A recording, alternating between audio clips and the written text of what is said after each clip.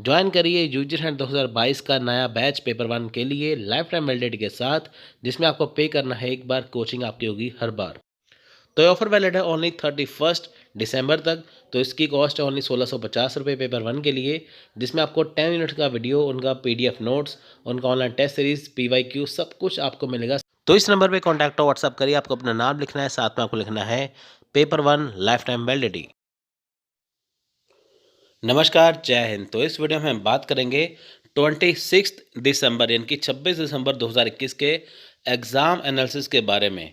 Morning shift और evening shift का exam. आपको पता है कि जो एग्ज़ाम था वो हुआ था हिंदी लिटरेचर का, ठीक है। तो हम उसे डिस्कस करते हैं, तो देख लेते हैं, ठीक है। कैसा, देखिए जिनका कमिंग एग्ज़ाम होने वाला है उनको एक आइडिया हो जाएगा एग्ज़ाम था कैसा, तो इसके अकॉर्डिंग आप अपनी तैयारी कर सकते हैं। अगर आपको UG paper one paper two कोई भी सब्जेक्ट के अगर आपको नोट्स चाहिए तो अवेलेबल है हिंदी और इंग्लिश मीडियम में। आप उसे ले सकते हैं, PDF नोट्स ले सकते हैं और होम डिलीवरी ले सकते हैं। इस नंबर पे आपको कॉन्टैक्ट और व्हाट्सअप करना है, आपको पूरी जानकारी मिल जाएगी।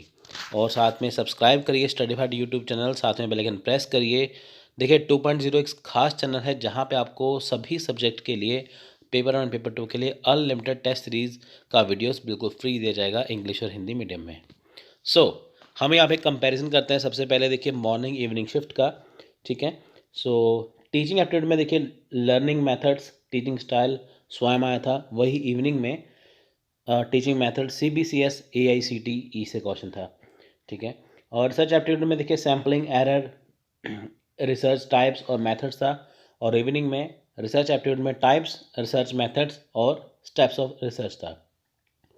कॉम्प्रिहेंशन देखिए दोनों ही मॉर्निंग इवनिंग में दोनों में ही इजी लेवल था। यूनिट 4 की बात करते हैं कम्युनिकेशन की। तो कम्युनिकेशन बैरियर और टाइप्स था, और इवनिंग में भी कम्युनिकेशन बैरियर और साथ में सीक्वेंस ऑफ कम्युनिकेशन था, एक क्वेश्चन था सीक्वेंस वाला। यूनिट 5 में देखिए मैथमेटिकल रीजनिंग एंड एप्टीट्यूड में देखिए percentage average ratio, percentage average number series का था। वही इवनिंग शिफ्ट में देखिए profit and loss, number series और एवरेज का क्वेश्चन था मैथ्स और रीजनिंग में। यूनिट 6 की बात करें तो पूर्ववत और फैरिसी का क्वेश्चन था। वही देखिए लॉजिकल रीजनिंग यूनिट 6 में अनुमान, शीर्षावत और प्रमाण से क्वेश्चन था। तो बात करते हैं यहाँ पे यूनिट 7 की। तो मॉडरेट लेवल था मॉर्निंग और इवनिंग दोनों शिफ्ट में, यानी कि क्वेश्चन ना ज़्यादा आसान थे ना ज़्यादा मुश्किल थे। यूनिट नंबर 8 की बात करें ICT की, यानी कि इंफॉर्मेशन कम्युनिकेशन टेक्नोलॉजी की, तो ईमेल URL फॉर्मेट का क्वेश्चन था। और ICT में देखिए इवनिंग में तो ये कंप्यूटर बेस्ड क्वेश्चन थे और IP एड्रेस वगैरह क्वेश्चन थे, ठीक है, ऐसे करके। देखिए यूनिट 9 में क्योटो प्रोटोकॉल, MDGs SDG, इनकी मिलेनियम डेवलपमेंट गोल, sustainable development goal Kyoto protocol से था। और पीपल डेवलपमेंट एनवायरनमेंट इवनिंग में पैरासाइट डिसीज और पेरिस एग्रीमेंट के क्वेश्चन थे। और हायर एजुकेशन सिस्टम में देखिए फर्स्ट यूनिवर्सिटी, सेंट्रल यूनिवर्सिटी, ये क्वेश्चन था। और इवनिंग में देखिए ऑटोनॉमस कॉलेज या यूनिवर्सिटी सिचुएटेड, ठीक, कि कौन सी यूनिवर्सिटी कहाँ पे है, जैसे JNU कहाँ पे है ना, ऐसे करके वो चीज़ें। तो देखिए वो तो टॉपिक हमने डिस्कस की। अब हम बात करते हैं क्वेश्चन के ऊपर। तो मॉर्निंग शिफ्ट में देखिए क्वेश्चन था, ये देखिए सीरीज़ है क्वेश्चन की 7, 8, 9, 10, 12, 14, 16, 18, 22, 24, 28। देखिए इससे थोड़ी सी सीरीज आगे पीछे हो सकती है, लेकिन इस हिसाब की सीरीज़ थी। तो यहाँ पे आप देखिए सीरीज़ कैसे बनी है। आप देखिए जैसे यहाँ पे, ठीक है, इसका राइट आंसर 34 था। तो उसका देखिए यहाँ पे स्टूडेंट ने, देखिए यहाँ पे क्या था कि आप इसका देख सकते हैं। इसे आप देखिए यहाँ पे सीरीज चल रही है 2, 3, 5, 7, 11, 13, ठीक है। इसमें क्या है, सब में 5 प्लस करना था। 2 में 5 प्लस किया 7, 3 में 5 प्लस किया 8, 5 में 5 प्लस किया 10, 7 में 5 प्लस किया 12, 11 प्लस 5 16, 13 प्लस 5 18, 17 प्लस 5 22, 19 प्लस 5 24, ठीक है। यहाँ पे देखिए गैप क्या है, देखिए 2 के बाद 3 आ गया, फिर आप यहाँ पे 2 का गैप, बीच में 4 के गैप है, ठीक है। 17 फिर 90 प्लस 5 24, फिर 2 23 प्लस 5 28 आ गया है ना, ऐसे करके। 28 के आगे क्या था, देखिए यहाँ पे क्या था 19 और 23। अब देखिए 23 से सीधे ही यहाँ पे 29 आ गया। अगर इसमें 25 की बात करते 25 की, है ना, तो वहाँ पे 30 आता, ठीक है। तो उसके में यहाँ पे देखिए, यहाँ पे फिर 4 का गैप आ गया, 24 के बाद इनकी सीधे ही 29 आ गया। तो 29 में 5 प्लस किया तो 34 आ गया, ठीक है। यानी कि 23 के बाद सीधे ही 29 आ गया। अगर हम बीच में इसको हिडन मान ले तो सीधे यहाँ पे 4 का गैप है, ठीक है। तो आप इसे देख सकते हैं, 24 जो था, सॉरी 34 जो था, इसका आंसर था, ऑप्शन में भी था। आपका चेक करना है कि जो भी ऑप्शन में है उसके अकॉर्डिंग आपको आंसर उसका लगा देना है। जैसे आपकी सीरीज़ बन रही है, उसका ऑप्शन है तो आप उसे क्लिक कर दीजिए। सो MDG मिलेनियम डेवलपमेंट गोल क्या है, देखिए ये 2015 के गोल हैं, ठीक है। अब देखिए millennium development goal are 8 goals, ये 8 गोल हैं that UN members had agreed to try to achieve by year 2015 की 2015 तक इन सब 8 गोल्स को जो है वो अचीव करना है UN मेंबर्स को, इनके यूनाइटेड नेशन के मेंबर्स को। सो देखिए एक ऐसी सीरीज थी 19648 1728 112, इसका राइट आंसर था 2। देखिए कैसे, देखिए यहाँ पे लिखा ना 19648 को, देखिए आपस में मल्टीप्लाई है सारी, ठीक है, ये आपस में मल्टीप्लाई है, ठीक है, ये चीज़। उसके बाद देखिए जब हम यहाँ पे 112 को करते हैं, हमने 1 को 1 से किया और 2 को किया तो इसका आ गया 2, 1 1 सा 1, ठीक है, और 2 के साथ किया तो 2 आ गया। तो ये इसका आंसर था, ऐसी सीरीज थी। So Kyoto protocol and Paris agreement, ये क्वेश्चन था। देखिए Paris agreement was an agreement with the United Nation framework convention on climate change, यानी कि देखिए जो पेरिस एग्रीमेंट था वो कौन सा एग्रीमेंट था, जो UNFCC यानी कि United Nation framework convention on climate change के ऊपर किया गया। यानी कि पेरिस एग्रीमेंट किसके ऊपर था, क्लाइमेट चेंज के ऊपर, ठीक है। Dealing with the green house gas emission mitigation, अब देखिए जो ग्रीन हाउस की जो गैसेस हैं, ठीक है, जो निकलती हैं उसको मिटिगेशन करना, यानी कि उसका बचाव करना। मिटिगेशन होता है रोकथाम, ठीक है, वो चीज़। The Kyoto protocol is a treaty that commits state party to reduce green house gas emission based on scientific consensus. अब देखिए जो पेरिस एग्रीमेंट है वो UNFCC से है, ये डील किससे करता है, green house gas emission mitigation से, उसकी रोकथाम के लिए। और जो क्योटो प्रोटोकॉल है ये एक ट्रिटी है, ठीक है, एग्रीमेंट अलग है, ट्रिटी अलग है। ट्रिटी होती है संधि, ठीक है, एग्रीमेंट वो चीज़ है, ठीक है, एग्रीमेंट अलग है। देखिए बात दोनों में तकरीबन एक सी होती है, लेकिन वो ट्रिटी है, वो एग्रीमेंट है, ठीक है। सो यहाँ पे क्योटो प्रोटोकॉल क्या कहता है कि जो ग्रीन हाउस जो गैसेस हैं उसे रिड्यूस करना है स्टेट पार्टी के द्वारा, ठीक है, ये चीज़। सो हमारा नेक्स्ट क्वेश्चन है question number 5, what is fallacy. अब देखिए फैलेसी क्या है, फैलेसी होती है एक प्रकार की गलती या एक प्रकार का भ्रम। A fallacy is a kind of error in a reasoning. The vast majority of the commonly identified fallacies involve argument, although some involve only explanation or definitions of or other products of reasoning. Sometimes the term fallacy is used even more broadly to indicate any false belief and cause of a false belief. So देखिए भ्रम क्या है, इनकी fallacy क्या है, एक प्रकार की गलती है, एक प्रकार का एरर है, एक प्रकार की त्रुटि है। सो देखिए आमतौर पे क्या होता है कि जो फैलेसी होती है उसमें क्या है कि बहुत सारी चीज़ें शामिल हैं, जैसे कि देखिए कि स्पष्टीकरण जिसे हम कहते हैं, कि जैसे आर्गूमेंट उसमें होते हैं, है ना, आर्गूमेंट्स होते हैं, उसमें एक्सप्लेनेशन है, उसमें डेफिनेशंस हैं, ये सारी चीज़ उसमें आती हैं, ठीक है। अब देखिए उसमें से यानी कि देखिए फैलेसी में से क्या है कि एक व्यापक रूप से, यानी कि एक व्यापक यानी कि बड़े स्तर पे अगर हम देखें तो ब्रॉडली तरीके से देखें तो उसमें क्या चीज़ झूठ है उसे देखना है। यानी कि देखिए अगर आपके पास कोई परिभाषा है, कोई आर्गुमेंट है, कुछ एक्सप्लेनेशन है, कोई चीज़ है, लेकिन उसमें गलती क्या है वो पहचानना, वो क्या है, फैलेसी। सो इवनिंग शिफ्ट की बात कर देखिए पूर्ववत शेषवत का क्वेश्चन था।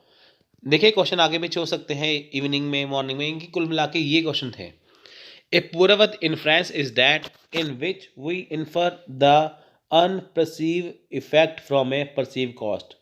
यानी कि देखिए एक पूर्ववत अनुमान वह है जिसमें हम कथित कारण से अप्रत्याशित प्रभाव का अनुमान लगाते हैं, ठीक है। यानी कि पूर्ववत क्या है कि हम क्या करते हैं कि एक कथित कारण से, ठीक है, वही infer the unperceived effect from a perceived cause. अब देखिए जो हमारे पास कारण है उससे हम एक पूर्ववत का देखिए मतलब होता है कि जो चीज़ बीत चुकी है। हमारे पास देखिए एक कथन, जैसे आप न्यूज़पेपर में कोई खबर पढ़ते हैं, है ना, कोई न्यूज़ पढ़ते हैं, तो वहाँ पे जो चीज़ है, मान लीजिए आपने कोई चीज़ पढ़ी, इंसिडेंट पढ़ लिया कुछ भी आपने, है ना, तो वो कैसे हुआ होगा आपको पता नहीं कैसे हुआ, लेकिन आप उसका अनुमान लगाते हैं, वो चीज़ वो होती है पूर्ववत। एक ससावत यानी कि ए सेसावत inference is that in which we infer the perceived cause from a perceived effect, यानी कि एक ससावत अनुमान वह है जिसमें कथित प्रभाव से अप्रत्याशित कारण का अनुमान लगाते हैं। देखिए पहले में कथित कारण था, फिर अप्रत्याशित प्रभाव था, लेकिन दूसरे में क्या है, कथित प्रभाव है और अप्रत्याशित कारण है। यानी कि शेषावत क्या है कि जो चीज़ जो अफेक्ट हुई है, ठीक है, जैसे मान लीजिए कोरोना वायरस था, है ना, उसका प्रभाव फैल गया सभी जगह पे, हमने देखा कि इसका क्या कारण था, अप्रत्याशित कारण क्या था, ठीक है, उसको उसका अनुमान लगाते हैं कि कैसा हुआ होगा, इनकी जो चीज़ है, जो हमारे पास रिजल्ट है, वो कैसा हुआ था पहले, वो चीज़। So what is the 2030 target for GHG green house gases, ठीक है, green house gases reduction strategy. 2030 तक देखिए क्या टारगेट है, कितने परसेंट का टारगेट है कि जो ग्रीन हाउस गैसेस है उसका रिडक्शन किया जाए, ठीक है।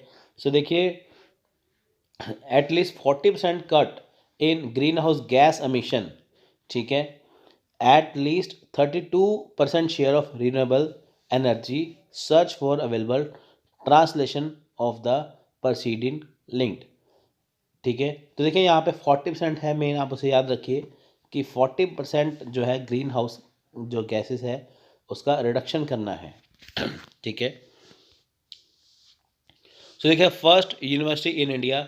अब देखिए आपको मैं बता दूं कि जो इंडिया की सबसे पहली यूनिवर्सिटी थी वो थी नालंदा यूनिवर्सिटी, ठीक है।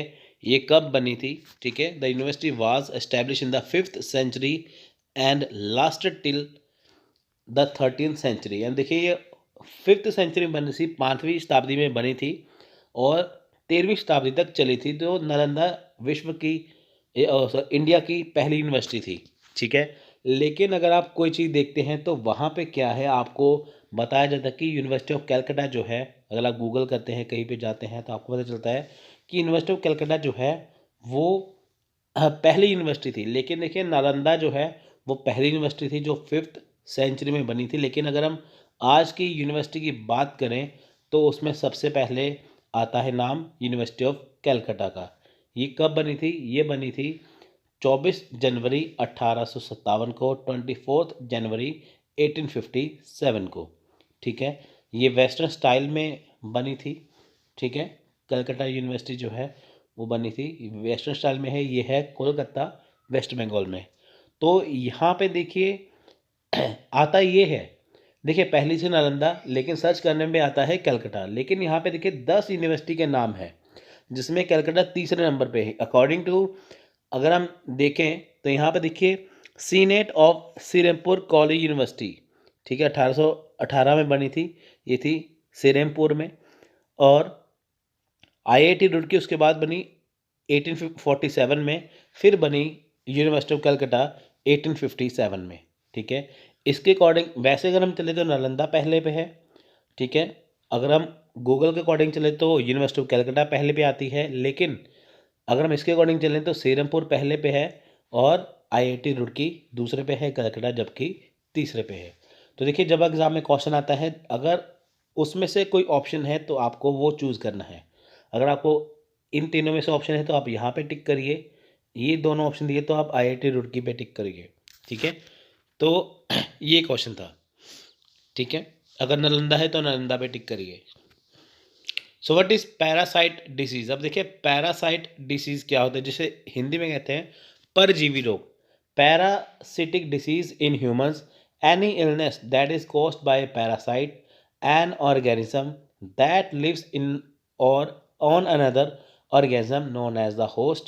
Parasite typically benefits from such relationship often at the expense of the host organism. अब देखिए पैरासिट डिसीज़ क्या होते हैं, इनकी परजीवी रोग क्या होते हैं कि जैसे देखिए जैसे हम ह्यूमन बींग्स हैं, हम जैसे मनुष्य हैं, तो कोई भी बीमारी जो है, कोई भी इलनेस जो है, वो पैरासाइट का कारण हो सकती है, ठीक है।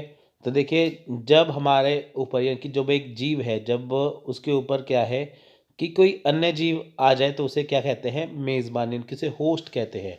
जैसे देखिए मान लीजिए कि हम हैं, मौसम चेंज हो गया, तो मौसम चेंज होने से क्या है, तो हमें बुखार हो गया है ना, हम जैसे आप मान लीजिए कि जैसे निमोनिया है, ठंडे पानी से निमोनिया हो जाता है, तो किसी को निमोनिया हो जाए तो वो क्या है कि अगर वो बीमार हो गया तो वो क्या है, पैरासाइट जो जीव है वो उसके अंदर आ जाएगा, है ना। जैसे मान लीजिए हमें बुखार है ना, तो ऐसे जीव आ जाते हैं जो हमें बीमार कर देते हैं।